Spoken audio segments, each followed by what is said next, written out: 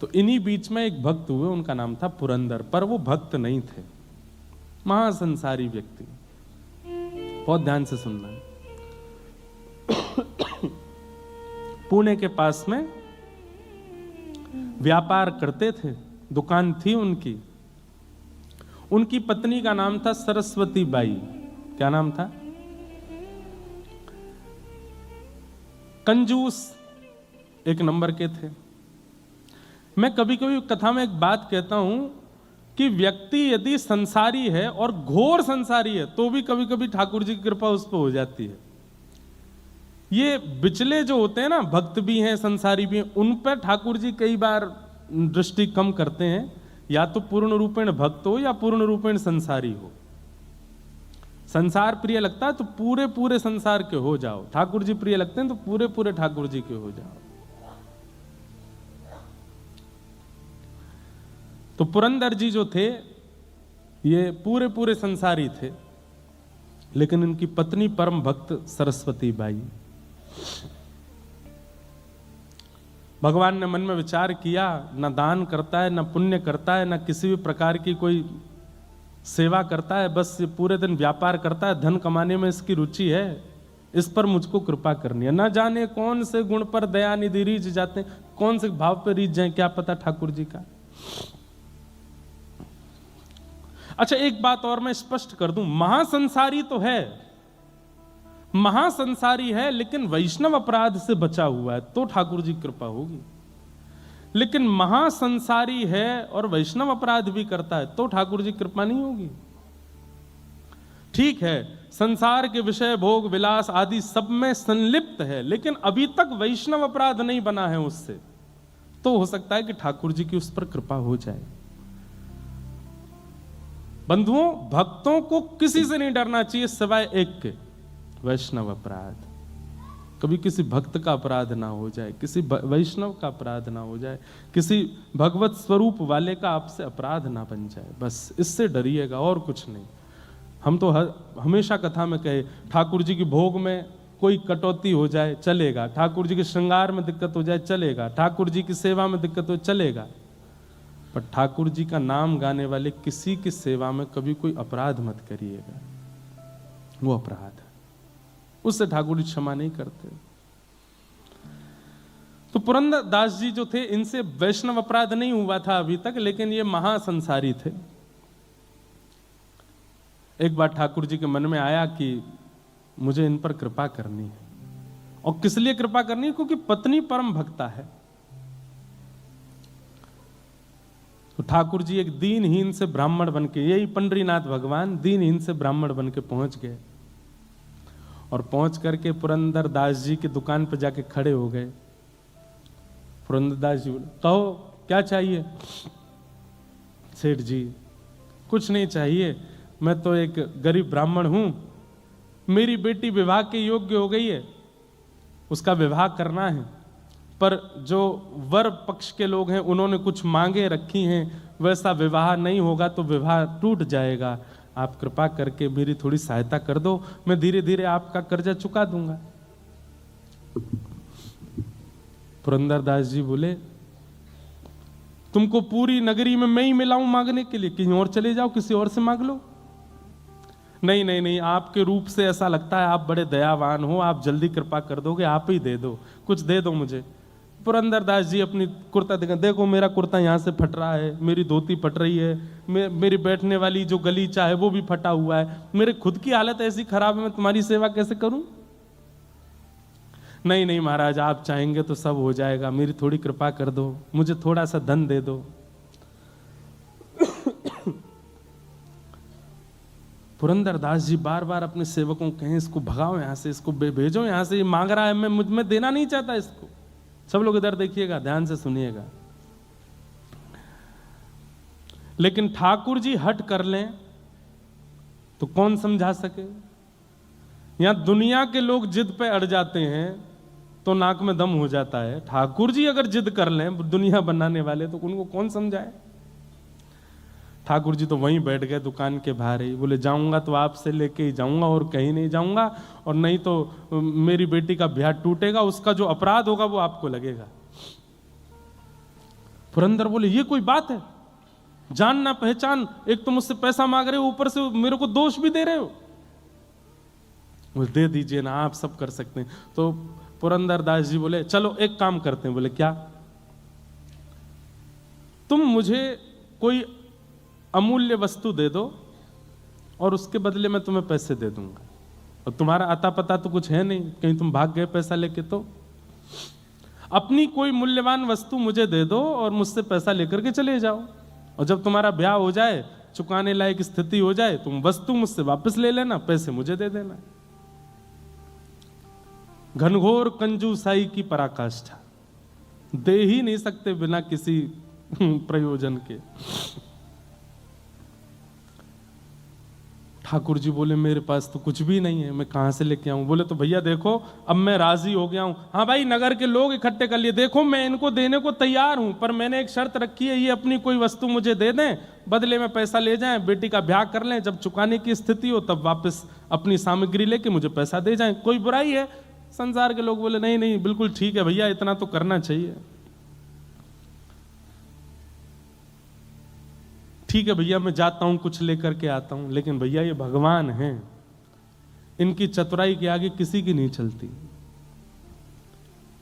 ठाकुर जी बोले मैं अभी आता हूं कुछ लेकर के। बोले हाँ जाओ, लेके आओ।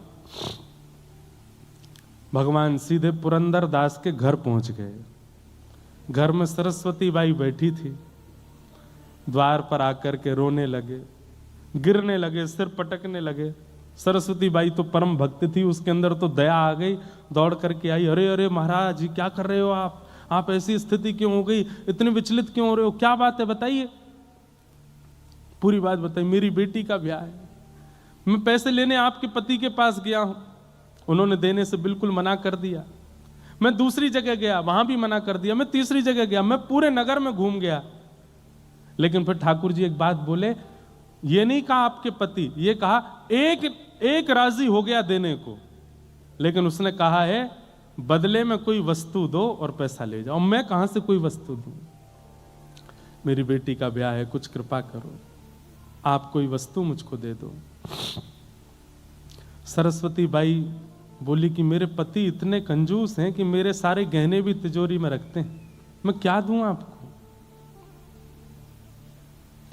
लेकिन भक्त का एक स्वभाव होता है, वो किसी के नेत्रों के आंसू देख करके पिघल जाता है। संत हृदय नवनीत समाना, संत का हृदय, भक्त का हृदय मक्खन के जैसा होता है, दूसरे के ताप से पिघल जाता है। सरस्वती बाई देख नहीं पा रही थी जिस विचलनता में वो व्यक्ति था। अपनी नाक में केवल एक कांटा जैसा पहना था सोने का, तुरंत उसको निकाल करके कहा मेरे पास में यही है और कुछ भी नहीं है, अगर इससे आपकी बेटी का ब्याह तो नहीं हो पाएगा पर थोड़ी सहायता तो हो जाएगी, मैं ये आपको दे देती हूं, आप ले जाओ। भगवान बड़े प्रसन्न हो गए, जय हो जय हो, ठीक है, ऐसी थोड़े थोड़े बूंद से ही सागर भर जाएगा, गागर भर जाएगा, आपने थोड़ा दे दिया कोई और दे देगा, लाइए दे दीजिए। नाक का वो सामग्री उतार करके दे दी। ठाकुर जी लेकर के सीधे पुरंदर दास के पास ही पहुंचे। तुमने कहा था कि कोई वस्तु दे दो, उसके बदले तुम पैसा दोगे, लो वस्तु, लाओ पैसा दो। पुरंदर दास ने जैसे ही देखा, ये तो मेरी पत्नी का ही नाक का काटा है, तुम कहां से लाए? बोले इससे तुमको क्या, तुमने कहा था कि वस्तु दो और धन ले जाओ, वस्तु दे दी, अब धन दे दो।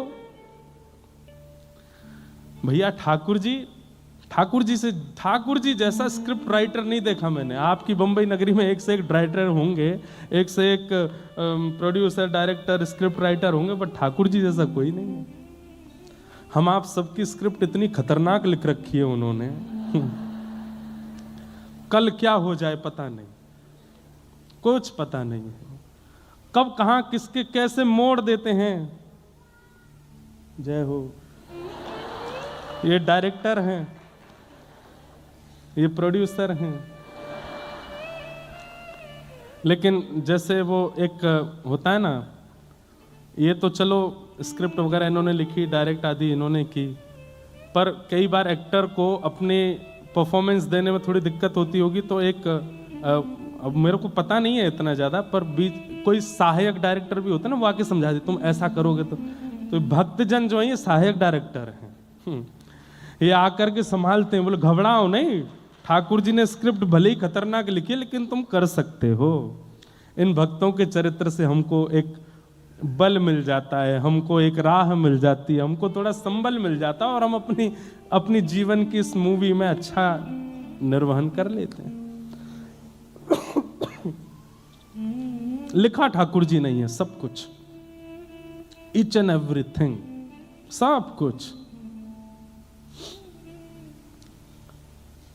तो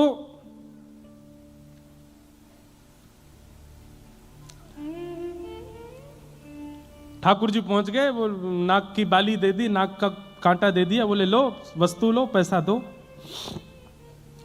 तो पुरंदर को ये बात पता है कि मेरी पत्नी स्वभाव से बड़ी दयावान है, और उसी ने दया करके बिना मुझसे पूछे, बिना मेरी आज्ञा के अपनी नाक की एक कांटा निकाल करके दे दिया। इसको तो मैं पैसा दे देता हूं, लेकिन आज अपनी पत्नी को नहीं छोड़ूंगा। भगवान को जितना जरूरत थी उतना पुरंदर दास ने दे दिया, और उस नाक के कांटे को अपनी तिजोरी में रख के ताला लगा करके, और दुकान में जो काम करते थे सबसे कहा आप सबकी छुट्टी है, जाओ। सेठ जी अभी तो समय हुआ नहीं, नहीं आज जाओ। और ताम्रवर्ण हो रहा था मुक्का, आज अपनी पत्नी को नहीं छोड़ूंगा। दुकान बंद की, तो दुकान में एक कार्य करता था, वो इनकी पत्नी को बहुत मानता था, उसकी भी वो सहायता करती थी। वो दौड़ करके पहले ही पहुंच गया, बोले मां आप अपनी रक्षा कर लीजिए। क्यों, आपकी नाक का कांटा कहाँ है? बोले वो एक दीनहीन सा ब्राह्मण आया था, उसकी बेटी के ब्याह के लिए कुछ मांग रहा था, मुझ में कुछ था नहीं, मैंने दे दिया। बोले उसने जाके आपकी नाक का कांटा ही पुरंदर दास जी को देके पैसा ले लिया। अब वो आपके ऊपर आ रहे हैं, बड़े रोष में हैं और कुछ करने की स्थिति में हैं। मां आप अपनी रक्षा करना। सरस्वती बाई घबरा गई। घर में चित्र लगा था श्री पंडरीनाथ भगवान का, चरणों में प्रणाम किया। मैंने कुछ अपराध नहीं किया, केवल वैष्णव भक्त की सेवा की, और उसके फल में अगर पतिदेव मारने के लिए आ रहे हैं तो मैं अपने पति को रोष युक्त नहीं देख सकती। मैं पतिव्रता नारी हूं, मैं अपने पति को सदा प्रसन्न मुद्रा में देखना चाहती हूं, मैं अपने पति को सदा आनंद मुद्रा में देखना चाहती हूं। वो उठा करके मुझ पर कुछ प्रहार करें, ये उनका राक्षस स्वरूप मैं देख नहीं पाऊंगी, मुझसे देखा नहीं जाएगा। लेकिन वो मानेंगे नहीं, वो आकर के मुझ पर प्रहार करेंगे, मैं उनको उस रूप में नहीं देखना चाहती। इसलिए पंडरीनाथ आत्महत्या करना वैसे तो महापाप की श्रेणी में आता है, पाप नहीं महापाप। 2000 वर्ष के लिए नरक योनि और कितने हजार वर्षों के लिए प्रेत योनि प्राप्त होती है उसको, जो इस प्रकार से आत्महत्या करे। आत्महत्या करना वैसे तो महापाप है, पर मैं अपने पति को इतने रोष में नहीं देख सकती, इसलिए मैं आत्महत्या कर रही हूं। और विष लेकर के अपने मुख की ओर जैसे ही लेने लगी, नेत्रों से आंसू, सामने पंडरीनाथ भगवान का चित्र है, और बार बार कह रही है पंडरीनाथ मुझे क्षमा कर देना, मुझसे अपराध, मैंने अपराध नहीं किया, लेकिन मैं अपने पति को ऐसे नहीं देख सकती। जैसे ही विषपान करने लगी, इतनी खन्न से आवाज हुई, ऊपर से ठाकुर जी के चित्रपट के पास से ही वो नाक का कांटा आकर के कटोरी में गिरा, और जैसे ही वो कांटा कटोरी में आकर के गिरा, इतने में ही पति का आना हुआ। पति ने आकर के किवाड़ बंद करी, ढूंढने लगा कोई सामग्री मिले मुझे, और कुछ हाथ में लेकर के खड़ा हो गया सामने। ए सरस्वती बाई जी, तेरे नाक का कांटा कहां है, जल्दी दिखा मुझे। उसने तुरंत कटोरी में जो विष था उसमें हाथ डाल करके निकाला और दिखा दिया, बोले ये है। पुरंदरदास बोले इधर दिखा, देख करके देखा तो वही कांटा था। बोले असंभव, ये हो ही नहीं सकता, ये तो मैं अपनी तिजोरी में रख करके ताला लगा करके आया हूं, तेरे पास कैसे आ गया? रुक, यहीं रुक, मैं अभी आता हूं। दौड़ करके अपनी दुकान पर फिर से गए, दुकान खोल करके, तिजोरी खोल करके देखा तो कांटा वहां नहीं था। लौट करके आए, ये कैसा जादू सीख के आई है तू? वो कांटा मेरे पास मैंने बंद करके रखा, तेरे पास दोबारा कैसे आया? और ये सब व्यवस्था कैसे बनी? मुझे जल्दी बता। नेत्र भर गए आंसुओं से और चरण पकड़ करके बोली, सब पंडरीनाथ की कृपा है। एक विरक्त एक परम ब्राह्मण मेरे द्वार पर आके रोने लगा। मैंने उसको दिया, मुझे पता चला कि उसने वो कांटा जाके आपको दिया और आप रोष में मुझे मारने आ रहे हैं। मैं आपको उस रूप में नहीं देखना चाहती थी, इसलिए विष प्राण कर रही थी, पंडरीनाथ के सामने रो रही थी कि हे पंडरीनाथ, मैं अपने पति को ऐसे नहीं देख सकती, मैं आत्महत्या कर रही हूं। उसी समय पता नहीं कहां से ये कटोरी में गिर गया। मुझे तो ऐसा लगता है वो ब्राह्मण कोई और नहीं थे, वो साक्षात पंडरीनाथ ही थे। मुझे और आपको अपने चरणों में लगाने के लिए, स्वीकार करने के लिए, अंगीकार करने के लिए ये पूरी लीला की थी। पुरंदर दास के नेत्र बंद हो गए और वो छवि दिखने लगी।